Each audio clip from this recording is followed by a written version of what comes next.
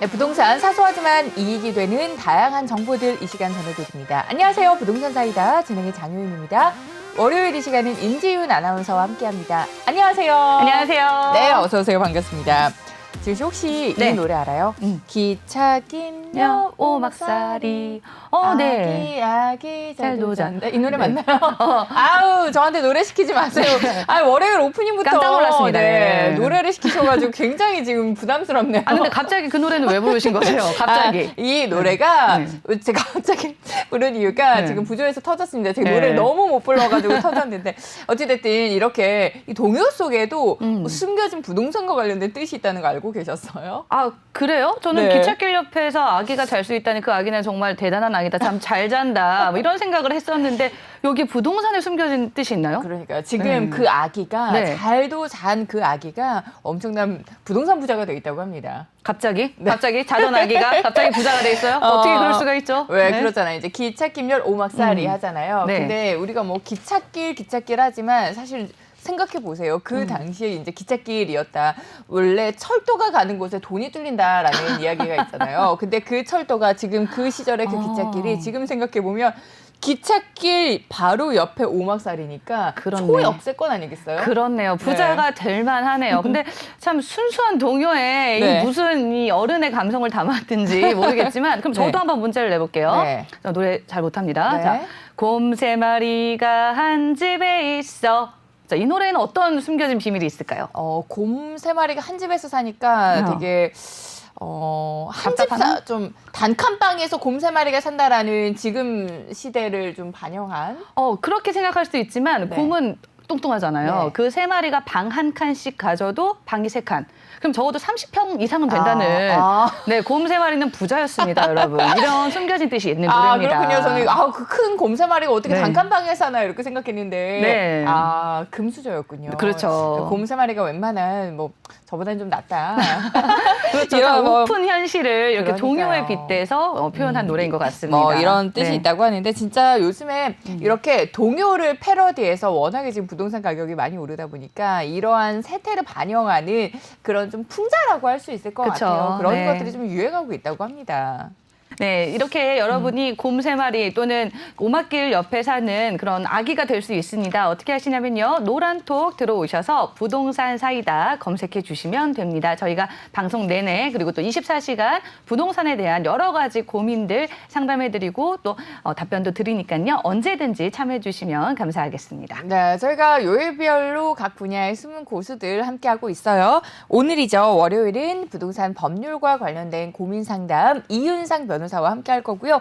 화요일은 부동산 투자와 관련된 고민, 여러분들 투자처 아니면 투자 타이밍 등등 부동산 투자와 관련된 고민이라면 뭐든 좋습니다. 화요일에 풀어드릴 거고요. 그리고 수요일은 부동산과 관련된 풍수 고민, 그리고 목요일은 골치 아픈 세금과 관련된 이야기까지, 또 금요일은 경매와 관련된 궁금증도 해결해 드리면서 경매 물건까지 소개해 드리는 코너로 저희 월, 화, 수, 목, 금 오후 1시를 정말 가득 이제 채워드리고 있으니까요. 이번 주도 많은 분들 함께해 주시고요. 또 다중 화상 연결을 통해서 또 전문가와 함께 화상 연결로 여러분들 고민을 해결해 드립니다. 오늘 앞서 말씀드린 것처럼 이윤상 변호사와 함께하는 법률 상담 코너가 준비가 되어 있으니까요. 부동산 관련해서 법률 궁금증이 있다, 아니면 좀 법률과 관련된 어려움에 처했다 그러신 분들 지금 바로 채팅창에 올려주시면 저희가 잠시 후에 고민 말끔하게 해결해 드리도록 하겠습니다. 저희 부동산 사이다 첫 번째 시간 바로 출발해 볼게요.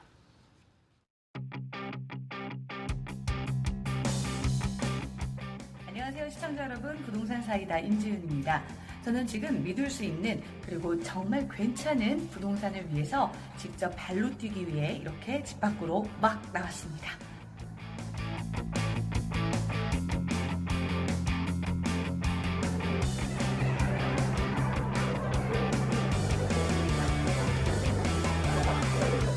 저는 이렇게 직접 발로 뛰면서 부동산 정보를 알아보기 위해서 노력하고 있습니다. 언제라고요? 바로 평일 오후 1시입니다.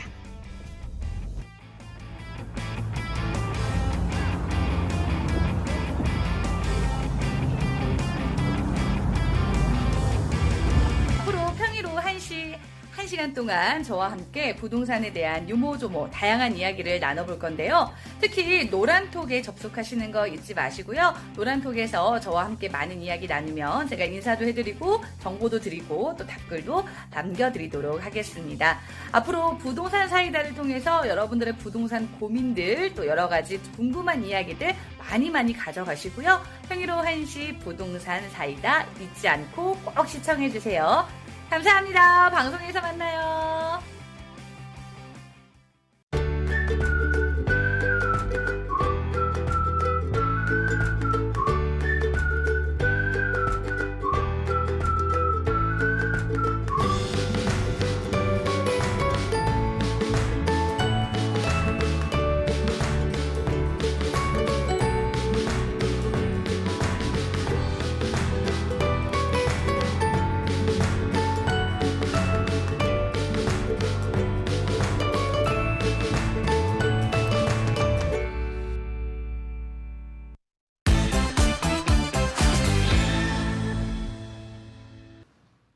네, 부동산 사이다 생방송으로 함께하고 계십니다. 이제 현재 노란톡 부동산 사이다 방에서 여러분들과 함께 다양한 이야기들 나누고 있으니까요. 여러분들 저희 방송 함께 하시다가 저희가 지금 방송 중에 소개해드리는 뭐 뉴스와 관련된 이야기도 좋고요. 저희가 키워드 시간에 다루는 이야기도 좋고요. 여러분들 다양하게 글 올려주시면 또 소통하는 방송이니만큼 여러분들 의견 적극적으로 반영해서 또 저희가 방송에서 또 이야기 나눠보도록 하겠고요. 법률과 관련된 궁금증도 계속해서 올려주세요. 자, 부동산 사이다 이슈 팩트로 힘차게 문을 열어봤습니다. 이 시각 부동산 시장에서 어떠한 이슈들이 좀 화제가 되고 있는지 먼저 살펴보도록 할게요. 오늘의 주요 뉴스 포털 사이트에서 확인을 해보도록 하겠습니다. 내년에 달라지는 부동산 제도는 종부세율, 양도세율 인상이 된다라는 이야기가 있습니다. 올해 부동산 시장이 이제 풍부한 유동성, 낮은 금리에 따른 자금 유입으로 거래량이 늘고 가격이 엄청 많이 상승을 했습니다. 그러면서 또 다시 세금에 대한 이야기가 나오고 있어요. 뭐 종부세, 양도세율이 또 다시 오르겠다라는 이야기가 있는데 그 부분에 대해서 추가적인 궁금증 많으실 겁니다. 나는 지금 부동산을 보유하고 있는데 그렇다면 내가 내년에 내는 세금이 어느 정도 달라질지, 내가 어느 정도의 더 많은 세금을 내게 될지 이 부분 참 궁금하실 것 같거든요. 저희가 이제 그 부분에 대해서는 세금은 또 목요일에 세금 궁금증 해결해 드리는 시간이 마련이 돼 있으니까 목요일에 글 올려주시면 또 저희가 해결해 드리도록 하겠고요. 다음도 보도록 하겠습니다. 국민의 30%가 청약 통장 1순위다라는 이야기예요. 이제 우리나라 국민의 절반 이상이 청약통장 가입자입니다. 이제 그 중에서도 청약통장 1순위에 해당하는 게 바로 국민의 30% 정도가 되는 거거든요. 이제 로또 청약 이런 얘기 하잖아요.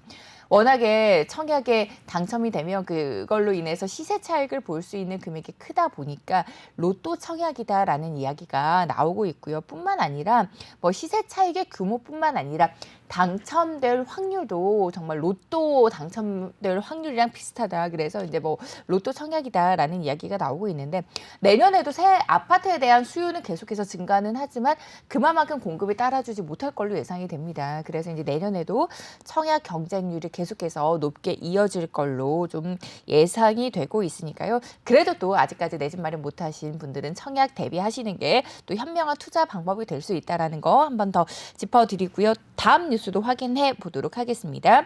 이거는 저희가 방송 중에 참 많이 이야기하면서 하소연했던 것 같아요. 월급 15년 꼬박 모아야만 서울에 내 집 마련 가능하다라는 이야기인데 이제 우리 임지은 아나운서가 20년 동안 숨도 쉬지 않고 돈을 모아야 된다라는 이야기 해줬잖아요. 숨은 좀 쉬세요. 네. 숨 조금만 쉬시고. 숨 쉬면서 여유롭게. 근데 좀 씁쓸한 기사가 월요일부터 보입니다. 맞습니다. 그리고 또 다음 기사 볼게요.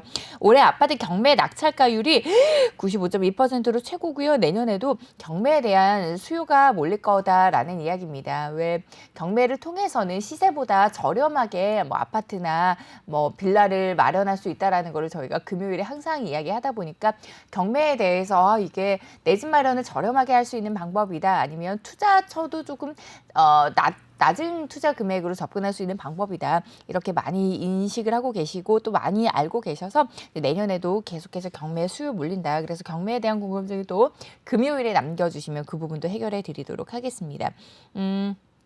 정말 많은 기사들이 결국 그건 것 같아요.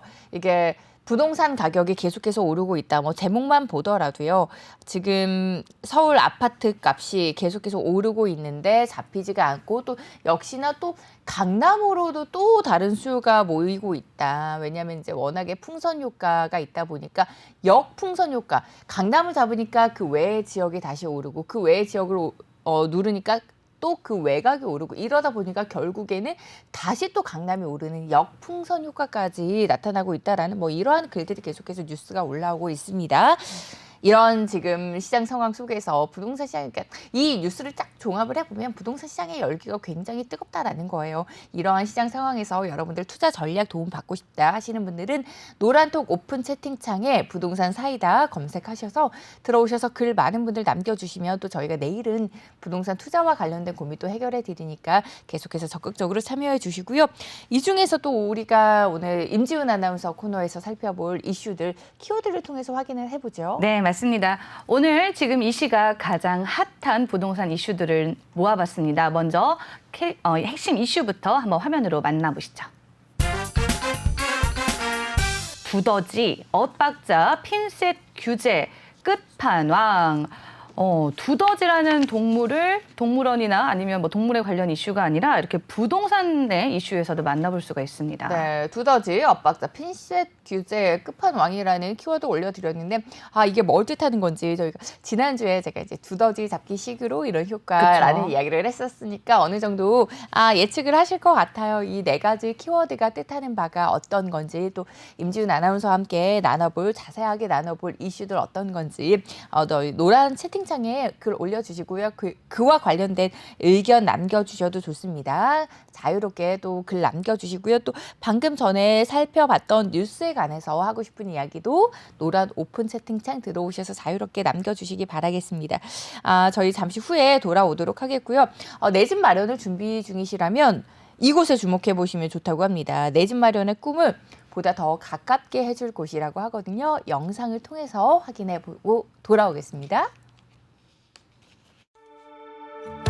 포스트 코로나 시대, 자연 친화적이고 쾌적한 주거 환경을 갖춘 아파트에 대한 관심이 높아지고 있는 가운데 시흥 안산 생활권을 동시에 누리는 대단지 숲세권 아파트가 탄생합니다. 오늘 저희가 다룰 핫플레이스 분양조합원 모집은 끝난 상태이고요. 최근 10월 일반 분양 청약 또한 모두 마감이 됐다고 소식을 들었습니다. 네, 맞습니다. 총 916세대 중 563세대는 조합원 모집이 완료된 상태고요. 지난 10월 일반 청약 219가구 모집에 1,458건의 청약 신청이 접수되고 최고 9.0대 1의 경쟁률을 기록하며 공급된 3개 타입 모두 마감됐습니다. 위원장님, 요즘 아파트 조건을 볼 때요. 브랜드와 대단지 그리고 인프라뿐만이 아니라 자연 환경이 아파트의 입지에 정말 중요한 평가 기준 되고 있잖아요. 맞습니다. 최근에는 건강한 삶과 쾌적한 자연환경이 중요시되면서 숲세권의 가치가 더 커지고 있습니다. 군자봉, 본ян산으로 둘러싸인 쾌적한 숲세권 아파트로 마전 저수지, 골프장, 승마장 등도 주변에 있어 건강한 내재 활동도 할 수 있습니다. 전 세대가 실수요자들의 선호도가 높은 59제곱미터에서 84제곱미터 중소형으로 구성됐으며 충분한 동간거리에 전 세대 남향, 남서, 남동형 설계로 채광, 단열, 환기 조건이 우수하여 쾌적한 생활을 선사합니다. 또한 전 세대 남향 위주의 중소형 혁신 평형, 채광과 통풍을 극대화한 혁신 설계, 단지 내 중앙 광장과 편리한 등원을 위한 드롭존, 어린이집, 도서관, 맘스 스테이션 등 스마트한 커뮤니티, 스마트 어플리케이션을 이용한 홈 네트워크와 친환경 마감재를 사용해 친환경 에코 힐링 단지에서 에코라이프 실현이 가능합니다. 숲세권 대단지 프리미엄을 더 돋보이게 할 요소들 뭐가 있을까요? 다시 한번 설명해 주시겠어요? 단지 앞에는 군자로와 연결이 되어 있기 때문에 안산시 단원구 방면과 장현지구까지 이동이 수월하며 아파트 인근에는 영동고속도로와 평택 시흥고속도로가 가까워 수원, 용인, 화성 등 수도권의 이동이 편리합니다. 신안산선, 월곶 판교선이 개통 예정인 시흥 시청역을 이용할 수 있고 정왕역과 신길온천역 등을 통한 지하철 4호선이 이용이 가능합니다. 롯데마트, 홈플러스와 같은 대형 유통마트가 인접하여 기본적인 생필품 구입에 불편함을 덜어드리고요. 프리미엄 아울렛도 멀지 않은 곳에 위치하고 있어 물세권을 톡톡히 기대할 수 있습니다. 최근 안시성이라고 하죠. 안산 시흥 화성이라는 신조어가 등장할 정도로 시흥 집값이 크게 오르면서 실수요자들의 관심이 정말 집중된 것 같아요. 주택법과 정부 정책에 따라 투명하고 철저하게 사업을 추진하고 있습니다. 안전 사업을 위한 필수 요소인 100% 토지 계약을 완료해 토지 미확보에 따른 사업 지연, 토지대 증가의 문제를 해결했습니다. 또한 사업 부지 등기 완료, 건축, 교통 심의를 완료하고 합리적인 가격으로 분담금을 책정해 실수요자들이 사업에 동참할 수 있도록 했습니다. 여기에 신뢰받는 신탁회사의 철저한 자금 관리로 안정성을 보장하고 있습니다. 네, 지역 주택조합의 장점을 잘 살려서 조합원 모집과 일반 분양도 내 집 마련을 위한 실수요자들에게 정말 좋은 기회가 될 수 있겠죠? 최적의 주거 공간이 될 수 있도록 튼튼한 구조 설계와 깔끔한 마감으로 준공시까지 감리 감독을 철저히 하여 입주 시까지 만전을 기하겠습니다. 좋은 위치, 합리적인 가격으로 쾌적한 숲세권 프리미엄과 주변 공공주택지구 개발에 따른 미래가치까지 품고 있어 실수요자들에게 많은 관심을 받고 있습니다. 바야흐로 1970년대 초 부동산 현장에 심심치 않게 목격되던 여성들이 있었으니 그 이름하야 복부인. 복부인의 연령은 대부분 30, 40대로 양장을 즐겨 입고 사철태가 크고 굵은 안경을 즐겨 끼고 다녔다. 복부인은 500만 원을 5장이라고 표현하며 약간의 콧소리를 내며 삿대질을 곧잘 한다. 이건 얼마에 샀슈? 5장이면 만사 오케이야. 그런데 저 건물은 왜 저 모양으로 생겼어? 아주 저질이구만. 복부인은 있지만 복남편은 없는 거 알죠? 그만큼 부동산 시장의 막강 파워 아닙니까? 저 복부인에게 배우는 부동산 알짜 정보 궁금하면 바로 노란톡 부동산 사이다로 오세요.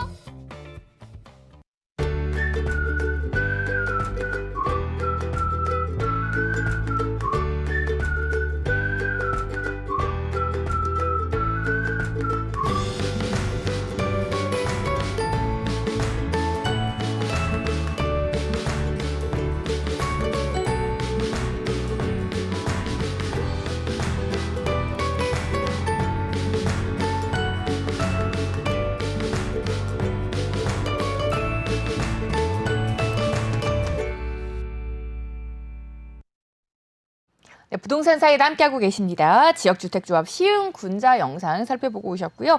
지역주택조합과 함께 좀 내 집 마련을 꿈꾸는 분들에게 도움이 되실 만한 정보들 전해드렸습니다. 부동산 이슈 팩트 저희가 키워드를 통해서 올려드렸고요. 지금 저희 노란톡 오픈 채팅창에서 많은 분들 함께 대화 나누고 계십니다. 그리고 저희가 오프닝에서 아까 동요를 막 불렀잖아요. 네. 그랬더니 이런 글을 올려주셨어요. 동구 밖 과수원길은 동구 밖에 있는 그린벨트에 꽃이 활짝 들 거라는 뜻입니다. 아, 그렇네요. 그건 일리가 있습니다. 네, 요즘 이렇게 이제 동요를 풍자한 것들이 계속해서 화제가 되고 있는 것 같아요. 그리고 계속해서 부동산 법률 궁금증도 올려주고 계시고요. 저희가 이슈 팩트 시간에 다루는 이야기에 대한 자유로운 의견도 노란 오픈 채팅창 들어오셔서 부동산 사이다 검색하시고 많은 분들 함께 참여해 주시기 바랍니다. 저희가 이제 키워드 아까 4개를 살펴봤어요. 이 4개를 딱 봐도 이제 정부의 규제, 핀셋 규제라는 이야기만 들어도 저희가 아우 이게 또 이제 실효성의 의문이 나오는구나.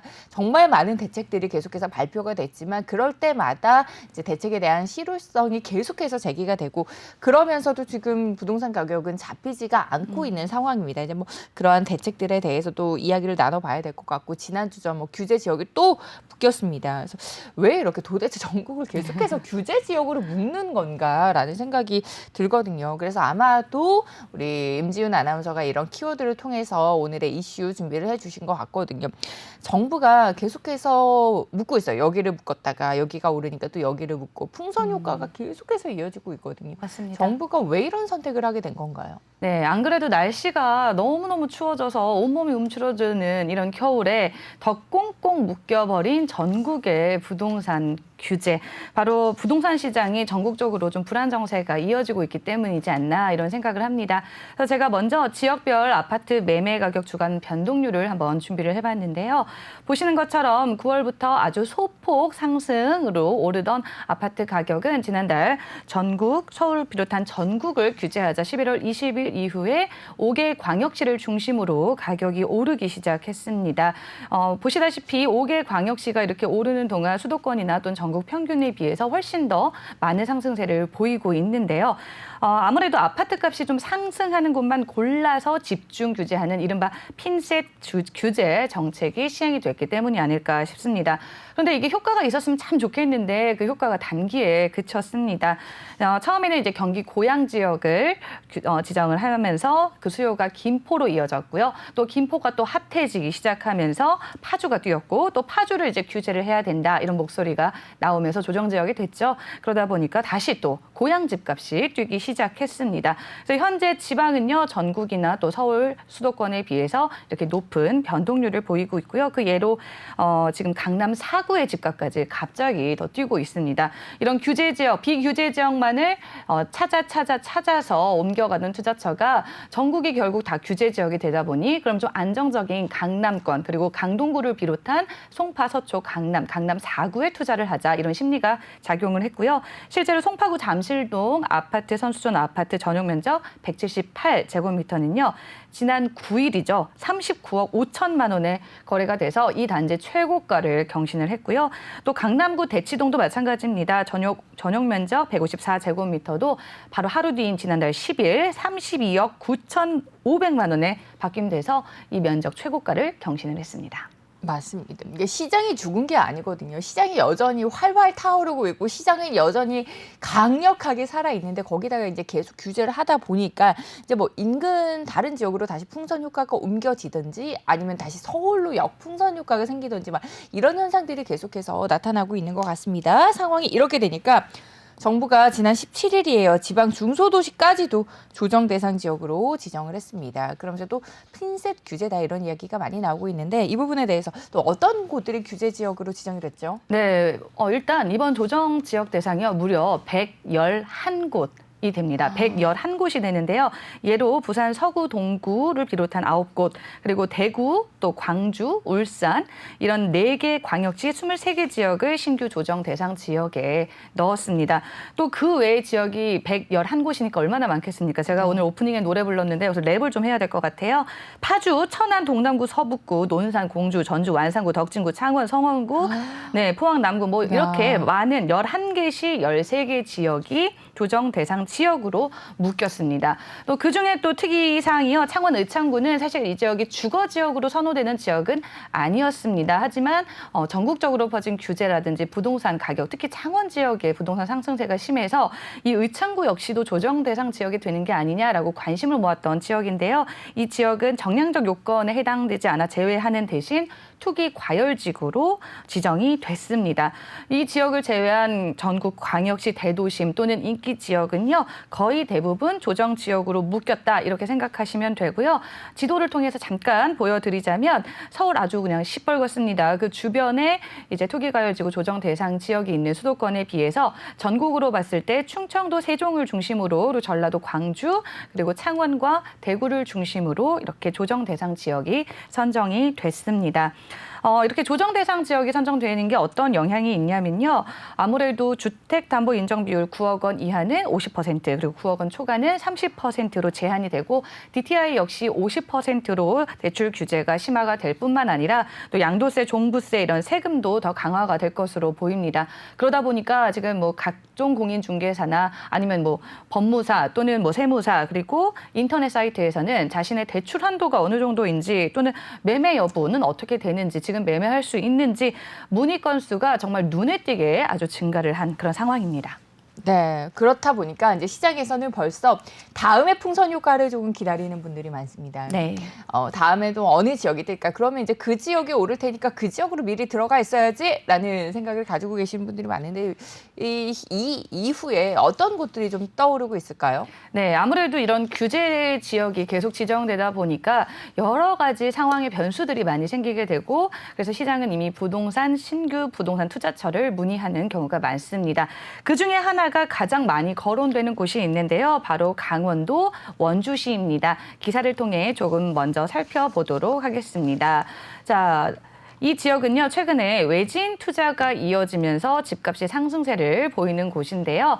원주는 367건으로 45%, 춘천은 121건으로 14.8%를 각각 차지를 했습니다.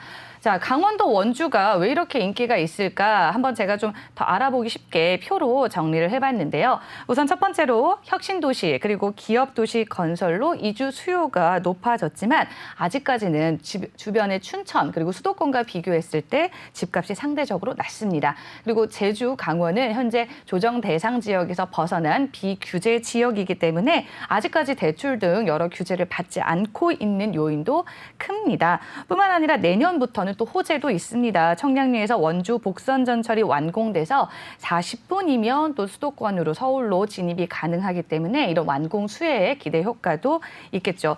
벌써부터 아주 발빠른 투자자들의 움직임도 보이고 있는데요. 지난 강원도는 3분기 서울 거주자가 경기도를 제외한 지방 투자자 중 가장 많이 투자한 지역으로 선정이 됐고요. 그중에 원주시에서는 약 45%의 거래가 이루어지고 있습니다. 자, 현재 또 원주의 한 대장주 아파트는요, 지난달 1억이 올라서 4억 5천만 원에 거래가 되기도 했습니다. 네, 그래서 원주가 조금 주목을 받고 있다라는 이야기까지 짚어드렸고요. 부동산과 관련된 궁금증 있으시다면 언제든지 노란 채팅창 들어오셔가지고 부동산 사이다 검색해서 많은 분들 남겨주세요. 저희가 지금 이제 규제에 대한 이야기를 임지훈 아나운서와 함께 나눠보고 있는데 어느 분이 또 글을 올려주셨습니다. 정말 이러다가 계집까지 규제하겠다라는 이야기까지 좀 씁쓸한 이야기까지 남겨주셨는데요. 센스가 있으시네요. 네. 저희 계속해서 여러분들의 이런 적극적인 이야기들 다양하게 기다리고 있으니까요. 여러분들의 의견뿐만 아니라 또 부동산과 관련된 궁금증들까지도 자유롭게 올려주세요. 저희는 잠시 후에 쉬었다가요. 노란톡 오픈 채팅창에 여러분들이 올려주신 법률 고민 해결해 드리는 시간으로 돌아오도록 하겠습니다.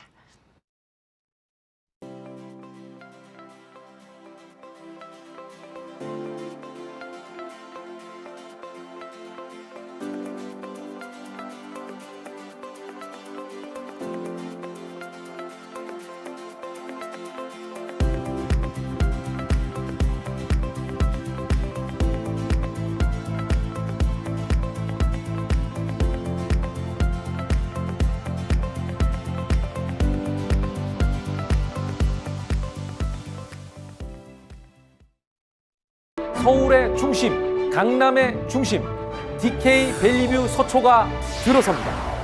교통도 생활도 교육도 벨리뷰로 시작한다. 트리플 역세권에서 누리는 프리미엄 주거 라이프, 쾌적한 교통환경, 편리한 생활 인프라, 서초구 개발 계획의 밝은 미래 가치까지 완벽한 투자 가치를 만나는 최고의 기회. 새로운 강남 라이프의 시작, DK 벨리뷰 서초에서 지금 바로 만나보세요.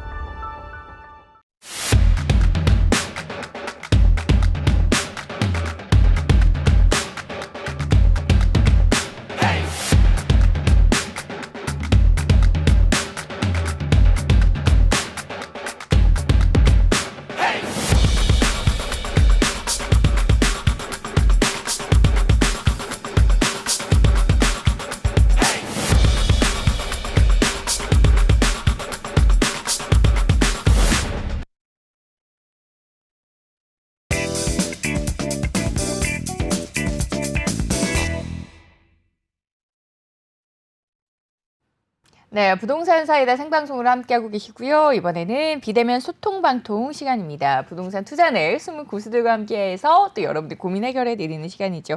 월요일은 우리의 답답한 마음을 뻥 뚫어주실 부동산과 관련된 법률 궁금증 해결해 드리는 시간, 로고스의 법무법인 로고스의 이윤상 변호사와 함께하도록 하겠습니다. 변호사님 안녕하세요. 네, 안녕하세요. 네, 안녕하세요. 반갑습니다. 정말 많은 분들이 네. 지금 부동산과 관련된 궁금증들 올려주고 계세요. 하나하나 살펴보도록 할게요. 울산에 대형 아파트 화재 사건이 있었어요. 그러면서 그 사건을 보고 궁금해서 문의드립니다. 라고 올려주셨거든요. 아파트 화재로 다른 주택까지 피해를 입혔을 때 그 보상은 어떻게 진행이 되는 건가요? 내 집 외에 다른 집의 피해까지 배상을 해야 되는 건가요? 라고 올려주셨어요. 어떤가요? 네. 아무래도 이런 경우는 그 불이 난 원인을 한번 잘 살펴봐야 되겠죠. 그래서 불이 어떤 아파트 같은 경우에는 전용 부분이 아니라 공용 부분도 많기 때문에 그런 공용 부분에서 화재가 일어나서 그 아파트에 화재가 발생한 것이라면 그러면 뭐 어느 특정 세대에게 책임을 묻기는 좀 힘들 것 같고요. 근데 다만 그 화재가 어떤 세대에서 과실로 인해서 불을 일으킨 것이라면 그 세대에 대해서 그 다른 주민들이 입은 손해까지 다 손해배상 청구하실 수 있으실 것으로 그렇게 보입니다. 그래서 네. 화재 원인이 무엇인지가 좀 중요하겠죠. 네.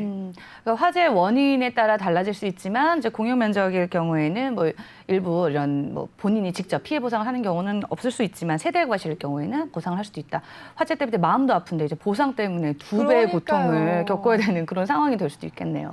네. 보험 안 들었으면 정말 마음이 찢어질 것 그러게요. 같아요. 얼마예요, 그게? 네. 네, 계속해서 노란 채팅창 살펴보고 있고요. 오늘도 투자 이야기 많이 하면 좋겠어요 라는 글 올려주셨는데요. 저희가 부동산 투자와 관련된 궁금증은 화요일입니다. 화요일에 여러분들 부동산 투자에 대한 모든 궁금증 해결해드리는 시간 또 황태현 전문가와 함께 마련이 되어 있으니까 내일도 많은 분들 함께 해주시고요. 다가구 주택에 살고 있습니다. 뒤늦게 전세보증금 보험에 가입을 했어요. 그런데 집주인이 전화가 와서 집이 팔려서 주인이 바뀔 예정이라고 합니다. 다음 주면 보증금을 받아야 되는데 전세보증금 보험으로 안전하게 받을 수 있을까요? 라고 남겨주셨어요. 변호사님 어떤가요? 네. 그 지난번에도 설명을 드렸던 것 같은데 그 주택임대차 보호법에는 그 집을 사는 사람이 그러니까 매도인의 그 임대인 지위를 승계하도록 이렇게 규정을 하고 있기 때문에 그 집을 사신 분이 임대인의 지위를 승계하셔서 보증금을 반환할 의무도 이렇게 같이 지는 것으로 원칙적으로는 그렇게 해석이 됩니다. 그래서 뭐 새로 바뀐 주인에게 보증금을 받거나 혹은 그 매매를 하면서 뭐 특약으로 그 보증금은 원래 주인이 돌려주기로 한다든지 이런 특약이 있으면 원래 주인에게 받으시면 될 것 같고요. 그게 아니라면 새로운 주인에게 받으실 수 있는데 뭐 특히나 여기서는 전세보증보험까지 가입을 하신 상황이라면 전세보증보험은 집주인이 보증금을 돌려주지 않을 경우를 대비해서 이제 보험 가입을 하시는 거라서 이제 계약이 종료되고 한 달 안에 집주인이 보증금을 안 돌려주면 그때 보증보험 회사에다가 청구를 하셔서 전액 다 보증금을 받으실 수 있을 것으로 그렇게 보입니다. 네. 네, 요즘 매매 가격과 함께 전세 가격이 오르다 보니까 이런 전세보증금 보험에 가입하신 분들이 많으면서 이런 고민하시는 분들이 많으신 것 같아요. 그래서 원칙적으로는 이제 매도인이 임대인의 지위를 승계하기 때문에 받을 수 있다. 그래서 부동산 거래하실 때는 특약을 잘 정하시는 것도 참 중요한 것 같습니다. 맞습니다. 변호사님 이제 저희가 아까 오프닝 혹시 보셨나요?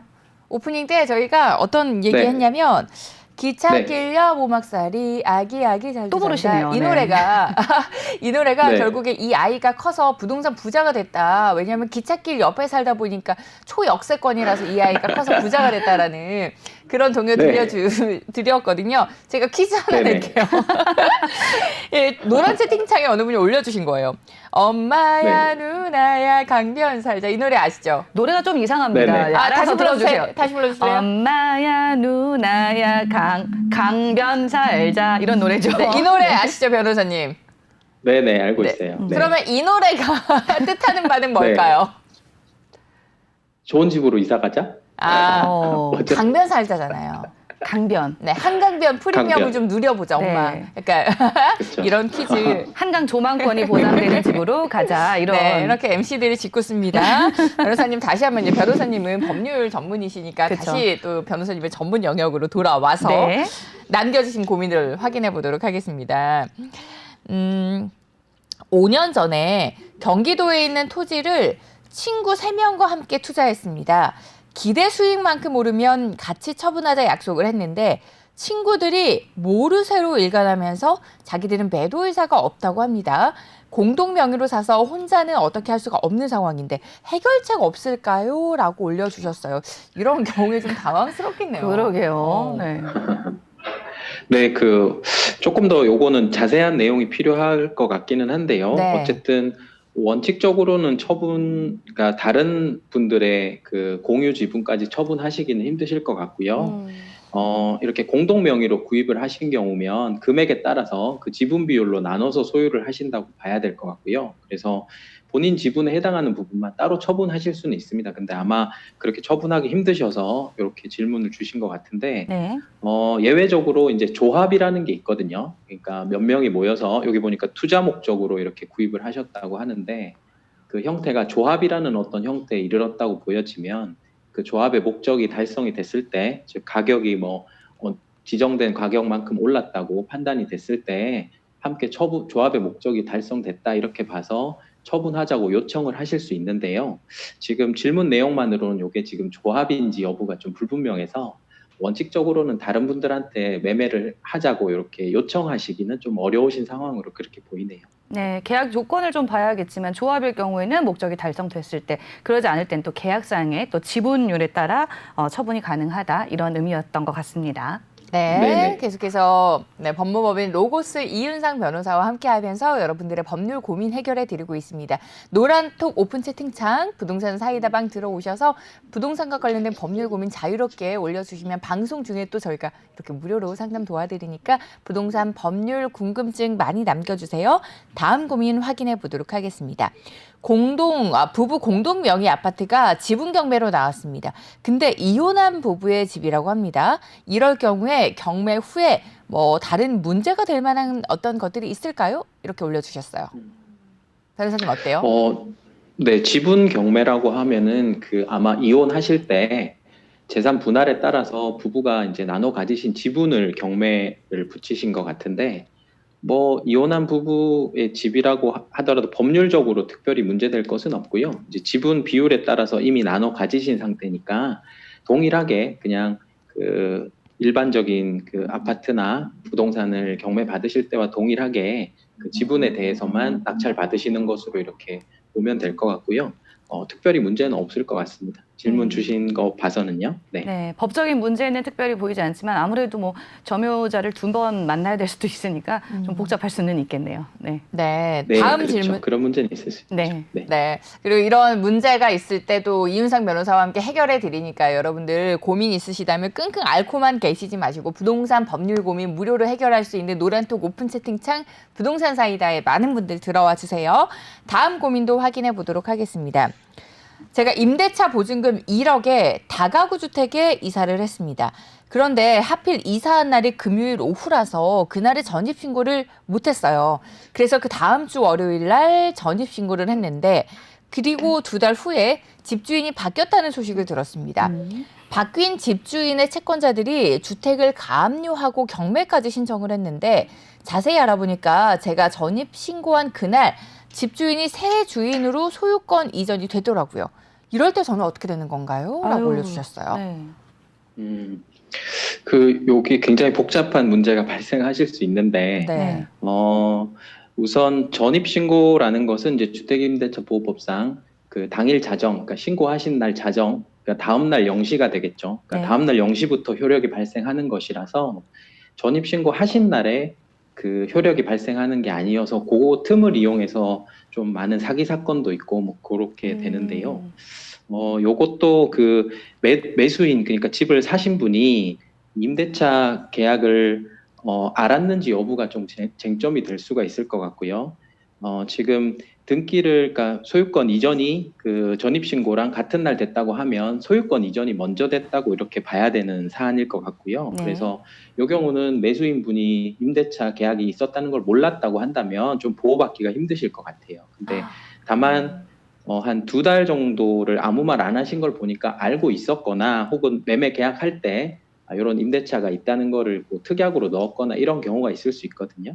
그런 경우에는 그 새로 바뀐 새로 바뀐 집주인이 전입신고를 허가해 준 것으로 볼 수 있기 때문에 그 새로 바뀐 집주인의 가압류권자라든지 이런 채권자들에게도 대항을 하실 수는 있을 것 같아요. 그래서 실제 등기가 된 날 그리고 매매 계약서에 그 임대차 여부가 기재돼 있는지 이런 것들이 좀 중요할 것 같네요. 네. 네, 정황상, 그러니까 심증상으로는 왠지 전 주인이 이런 모든 상황을 알고 진행한 것 같지만 자세한 내용은 계약서를 좀 살펴보셔야 될 것 같고요. 그래서 네. 전입신고나 확정 날짜를 좀 빠르게 받는 게 이런 문제를 좀 해결하기 위해선 중요한 것 같습니다. 네, 또 네, 노란톡 맞습니다. 오픈 채팅방 참여 방법 좀 알려주세요. 네, 부동산 사이다 검색하시면 되는데요. 노란톡에 들어오셔서 검색창에 부동산 사이다 검색해 주시면 지금 저희와 그리고 변호사님이 아주 활발하게 이야기하고 있는 이 모든 내용들 그리고 부동산 고민들 해결할 수 있는 방법이 딱 보이실 겁니다. 지금이라도 늦지 않으니까요. 노란톡 들어오셔서 부동산 사이다 검색해 주시면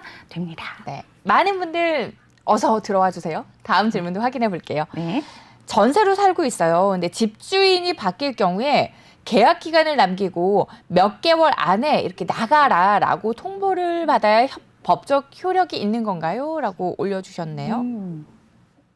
네, 이것도 지난번에 설명을 한번 드렸는데, 네. 그 집주인은 그 계약 조건을 변경하거나 혹은 임대차 계약을 갱신하지 않겠다는 그런 의사를 계약 종료일 기준으로 해서 6개월에서 2개월 사이에 미리 임차인에게 통지를 해야 되거든요.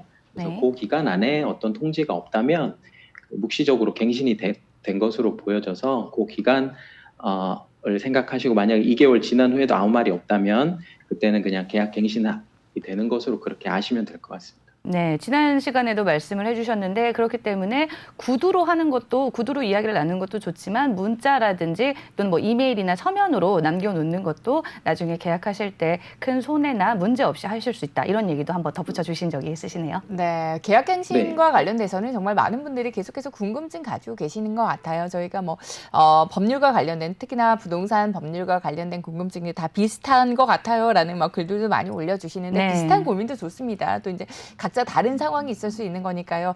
고민하지 마시고 내가 이런 글 올려도 되나 부끄러워하지 마시고 계속해서 올려주시면 또 저희가 이윤상 변호사와 함께 고민 해결해 드립니다. 다음 글도 확인해 볼게요.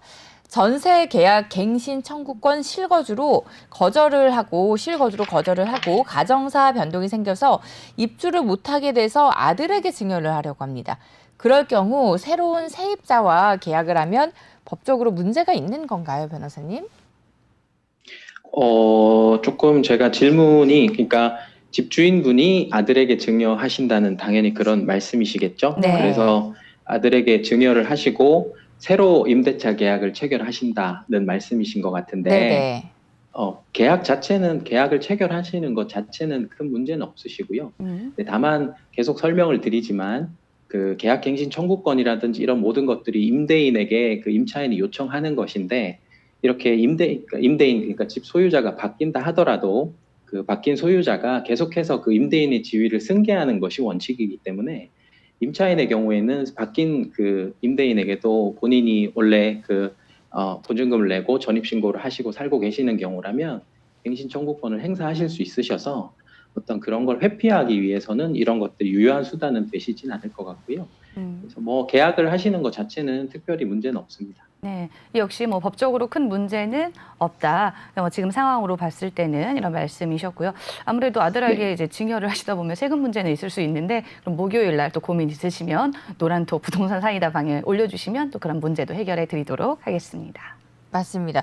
그리고 변호사님 이거는 제 바로 지인 이야기예요. 지인이 네. 원룸에 살고 있거든요. 근데 이제 집주인이 네. 전화가 와서 누수 때문에 좀 집 점검을 해야 되겠다라고 그래서 이제 비밀번호를 알려달라 그래서 비밀번호를 알려줬습니다. 근데 그러고 네. 나서 일 끝나고 퇴근하고 집에 갔더니 이미 막 공사를 하고 있는 거예요. 집주인 마음대로. 난감하네요. 전혀 뭐 네. 사전 동의가 없었습니다. 이런 경우에 어떻게 해요? 그래서 그 친구가 너무 당황스러워서 당황스럽죠. 퇴근하고 이제 집에 왔는데 그렇게 한창 막 공사 중이니까 이거 집주인 네. 너무 갑질 아니냐, 마음대로 해도 되냐 막 이러면서 이제 저희 막 친구들 단체창에 난리가 났던 이슈가 있었어요. 이런 경우에 어떻게 되는 거예요? 원래는 이제 좀 그런 것들을 고려해서, 왜냐하면 임차인분이 또 사용하시는데 불편이 없도록 네. 그렇게 해주시는 게 맞겠죠. 그래서 이런 것들은 협의하셔서 이제 시간이라든지 이런 것들은 조정하시는 게 맞는데, 아무래도 비밀번호까지 알려주신 상황이라면 약간 이 경우는 반드시 그렇다면 집주인에게 모든 잘못이 있느냐 이렇게만 볼 수는 없을 것 같고요. 일단 비밀번호를 주실 때는 이제 집에 들어와서 수리를 해도 된다는 어떤 동의를 하신 거기 때문에, 그런 시간적인 부분에 대해서는 다시 조율을 하셔가지고 좀 본인이 정상적으로 사용할 수 있도록 이렇게 해달라 집주인에게 다시 한번 요청은 하시고요. 근데 다만 이제 어쨌든 동의가 있었던 상황이라서 집주인에게 어떤 책임을 묻거나 법적인 그렇게 하기는 조금 힘든 상황인 것으로 보입니다. 네, 요즘에 뭐 시어머니는커녕 친정엄마한테도 내 집 번호 잘 안 알려주는데 우리 집주인분한테 번호를 알려줬는데 심지어 무단으로 연락도 없이 들어온 경우에는 이제 도덕적으로도 조금 문제가 있고, 그러니까요. 네, 법적으로는 그쵸. 우리 변호사님 네네네. 말씀해주신 이런 처리가 가능하네요. 저도 그럼 살짝 제가 궁금한 거 아주 기본적인 질문 한번 해보도록 하겠습니다. 주말 동안 제가 이 노란톡 부동산 사이다 방을 보니까 많은 분들이 부동산의 부도 몰라요. 너무 어려워요. 이렇게 말씀을 많이 하셔서 우리 변호사분이 설명하실 수 있는 가장 기본적인 질문 하나 드려보도록 할게요.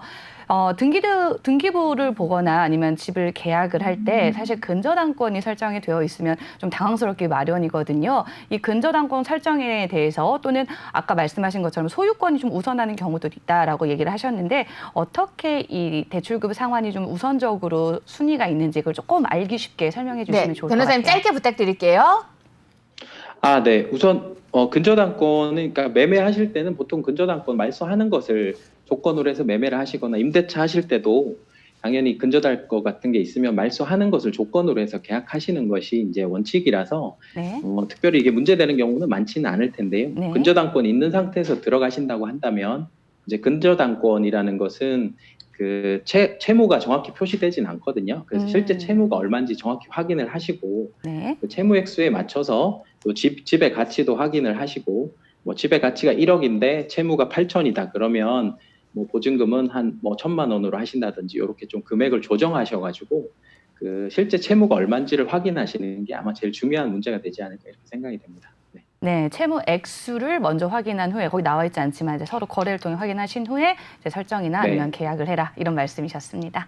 네, 네. 이렇게 이제 이윤상 변호사와 함께 법률과 관련된 궁금증들 해결해 드렸습니다. 변호사님 오늘 도움 말씀 고맙습니다. 네, 감사합니다. 감사합니다. 네, 저희 이윤상 변호사와는 다음 주 월요일에도 함께 할 테니까요. 오늘 방송 중에 내 고민을 해결을 못했어 아쉬워하시는 분들 아쉬워하시지 마시고요. 다음 주 월요일에도 함께 하니까 법률 관련 궁금증은 언제든지 편안하게 올려주세요. 올려주시면 저희가 월요일에 또 법률 관련된 궁금증들 쏙쏙 꼽아서 방송 중에 해결해 드릴 거니까 계속해서 궁금증들 남겨주시고요. 내일 이 시간은 부동산 투자와 관련된 고민 해결해 드리는 시간입니다. 더 리치에셋 황태현 대표와 함께하면서 여러분들 보유하고 계신 부동산에 대한 진단뿐만 아니라 이걸 좀 매도를 해봐야 될까, 아니면 계속해서 가져가야 될까, 아니면 부동산 투자에 관심이 있는데 어느 지역에 눈여겨봐야 될까, 뭐 혹시나 보유하고 계신 여유 자금까지 있으시다면 어느 정도의 이 정도 뭐 예를 들어서 여유 자금 뭐 5천만 원 투자처가 궁금해요. 이러한 궁금증들까지도 또 지금 언제 매수를 해야 될 타이밍인가요? 등등 저희가 오늘 임지훈 아나운서와 함께 이야기 나눠본 다음번에 이제 풍선 효과로 팍 가격이 상승할 만한 부동산 투자처는 어디일까요? 등등 좋습니다. 여러분들 부동산 투자와 관련된 고민들 다 해결해 드리는 시간이 내일 마련이 돼 있으니까 지금부터도 좋아요. 계속해서 내외경제TV 노란톡 오픈 채팅방 내외경제TV 부동산 사이다 들어오셔서 고민 남겨주시면 저희가 내일 이 시간에도 말끔하게 해결해 드리도록 하겠습니다. 그리고 저희가 오늘 방송 중에 전해드린 이야기들 개인적인 의견이라는 점, 투자에 있어서 끝까지 신중하셔야 된다는 점 다시 한번 안내해 드리고요. 저희는 내일 오후 1시에 다시 인사드릴게요. 함께해 주신 여러분 고맙습니다.